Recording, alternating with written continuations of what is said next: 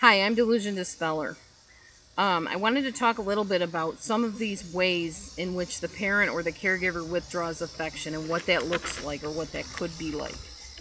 Some of these ways are they yell at the child, they will use tears to manipulate the child, guilt trips, you don't care about me, you're supposed to be my baby boy, why aren't you going along with this, I don't understand what I ever did to you, that kind of stuff.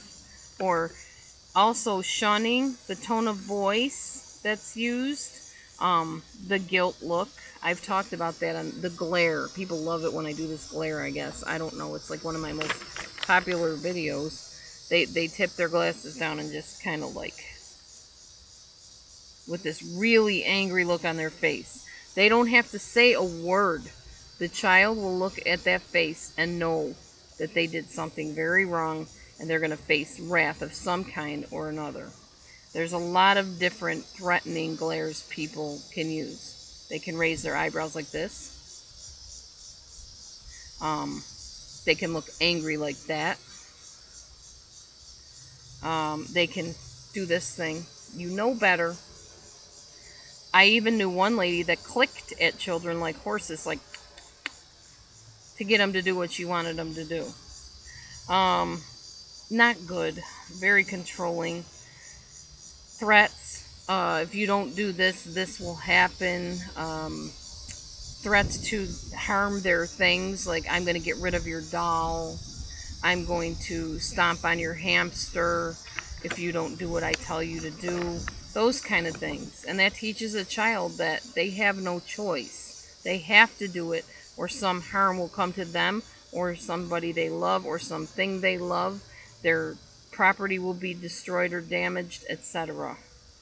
Okay, some of the words that are used by a caregiver or parent or sperm donor, egg donor as I call them, that are very damaging are you'll do it and you'll like it.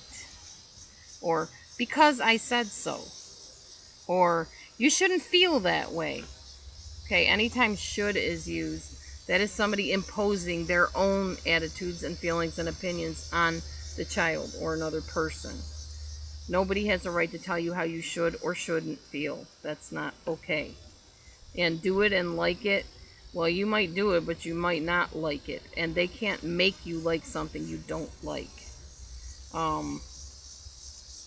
Being a dictator like that, because that's basically what that is, results in children behaving one way in front of that caregiver or parent and another way when they're not with them.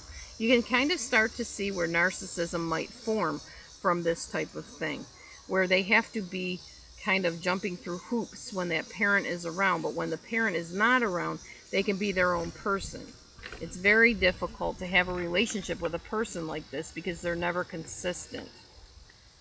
Okay, boundary injured children, those who were not allowed to be their own person at the right stages, were not allowed to make mistakes because it made mom or dad look bad, those kind of things.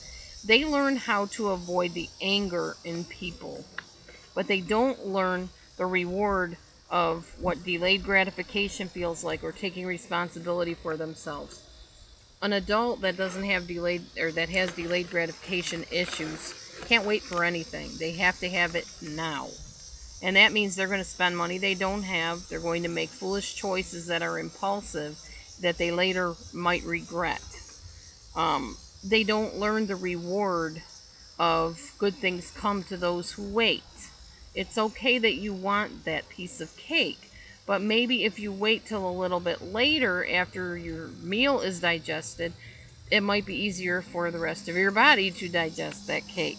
But the grown-up adult child that never learned it's okay to wait and it's safe to wait and it won't be deprived from you, you'll still get that cake, it's just going to happen at another time. They haven't learned that. They eat the cake right away and might end up sick. So that kind of thing. Delayed gratification is important sometimes because, let's face it, waiting is part of life in one form or another. Taking responsibility. Somebody whose parents made all their choices for them never learns to make a choice. They're either afraid to do it or they think that somehow This little voice in their head tells them that you're going to fail. You're not going to do it. You fail every time. What are you thinking? Why would you do that? What's the matter with you? Why would you even think that you could do something like that? You're not smart enough. You're dumb. I mean, these things that our voices in our heads tell us, often the voice of a parent that used to tell us that, and then we internalize it and we hear it over and over again. So I'm going to stop for now, and we'll go on to the next video. Thanks.